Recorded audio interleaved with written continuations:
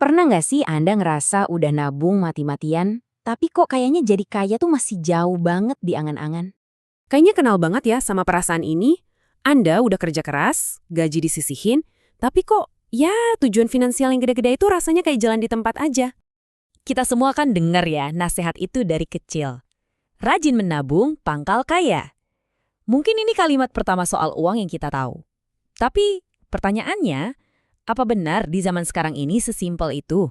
Nah, ini dia masalahnya. Tanpa kita sadari, sebenarnya ada musuh dalam selimut yang lagi ngelawan semua usaha nabung kita. Sesuatu yang diam-diam ngegrogoti uang kita. Yap, ada pencuri yang nggak kelihatan di rekening bank kita semua. Namanya inflasi. Gampangnya gini deh, inflasi itu bikin nilai uang kita makin turun dari waktu ke waktu. Kopi yang hari ini harganya 20.000, beberapa tahun lagi bisa jadi 30.000.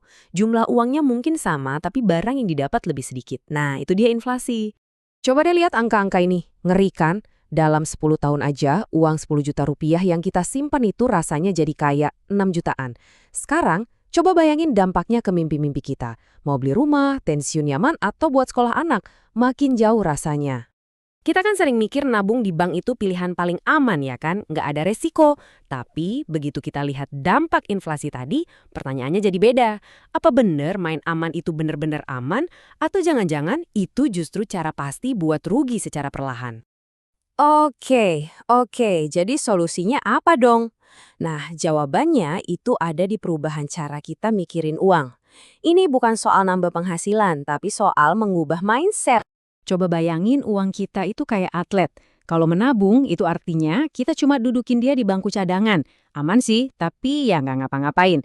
Kalau berinvestasi, nah itu baru kita suruh dia main di lapangan. Lari, cetak skor, dan menang buat masa depan kita. Biar makin kebayang, kita pakai contoh aja ya. Kenalan yuk sama Sari. Dia ini karyawan biasa, sama kayak kebanyakan dari kita yang lagi berusaha ngatur keuangannya. Ini nih jalur yang paling umum, kelihatannya disiplin banget kan? Nabung 1 juta sebulan. Angkanya sih ngumpul 120 juta. Keren. Tapi ingat inflasi tadi? Sayangnya nilai belanja dari uang 120 juta itu udah nggak sama lagi. Udah turun drastis. Nah, sekarang kita lihat jalur kedua. Perhatiin ya, Sari itu nggak nambahin uang yang dia sisihin, tetap 1 juta sebulan. Dia cuma ganti strategi.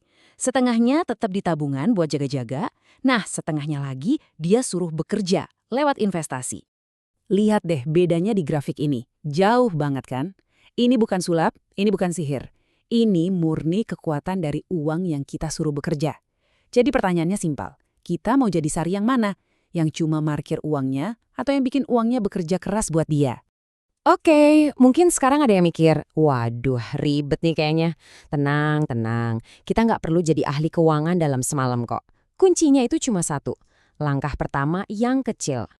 Ini dia, cuma 2 langkah super simple yang bisa dilakuin hari ini juga.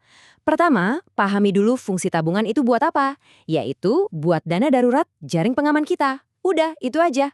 Kedua, coba deh pilih satu aja instrumen investasi yang paling dasar. Contohnya reksadana. Nggak usah langsung beli, cukup luangin waktu 30 menit aja buat baca-baca, buat ngerti konsepnya. Cuma itu. Jadi, ingat ya, filosofi ini baik-baik. Nabung itu buat nyelamatin kita hari ini.